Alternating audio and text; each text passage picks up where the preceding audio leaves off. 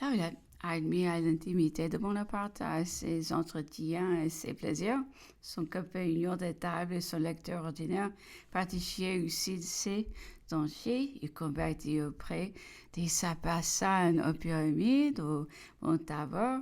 Il traversa le désert à ses côtés. Il suivit au siège meurtrier de Saint-Jean d'Acre. Ce fut une époque mémorable de sa vie et sur laquelle ses souvenirs se reporteront avec complaisance. Ses amis se rappelleront sans doute ce récit du 14e segment des vers qu'il aimait à répéter. Ce semble une page enlevée d'un poème épique.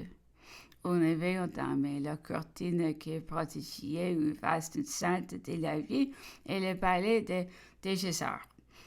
Les grenadiers de Cléber, ramenés dans les tranchées par une vigoureuse fusillade, demanderont un grand cri au nouvel assaut. Bonaparte s'est ému, pressé par ses braves. Il donna les signaux. Ce fut un spectacle grand et terrible. Les grenadiers s'élançant sous une grille de balles Cléber au port de Gien, à l'épaisse chevelure. C'était posté l'épée à la main sur le revers du fossé et animé les assaillants, les bruits du canon, les cris d'enthousiasme, de rage de nos soldats, les hurlements des Turcs se mêlant aux éclats de sa voix tonnante. Cependant, le général Bonaparte début dans la batterie de Brèche suivait ce mouvement avec sa lunette posée sur les fascines. Un boulet passa au-dessus de sa tête et la commotion le renversa. Vénément Berthier, l'engagier, a quitté ce poste périlleux.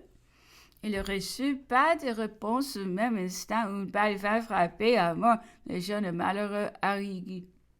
Placé entre le général en chef et la Valette, d'autres furent encore tués. Près de Louis V, il fit un mouvement pour s'éloigner. Tout à coup, la colonne des six chiens s'arrête. Bonaparte se précipite en avant de la batterie. Il vit alors qu'à l'endroit où étaient parvenus les soldats, le fossé vomissait des flammes. Une mitraille épaisse sortait de terre en renversait tout ce qui osait approcher les troupes. S'obstinant pourtant avec une incroyable ardeur, Crévé furieux frapper sa cuisse de son épée, mais le général en chef jugeait l'obstacle insurmontable du geste ordonnant le retraite.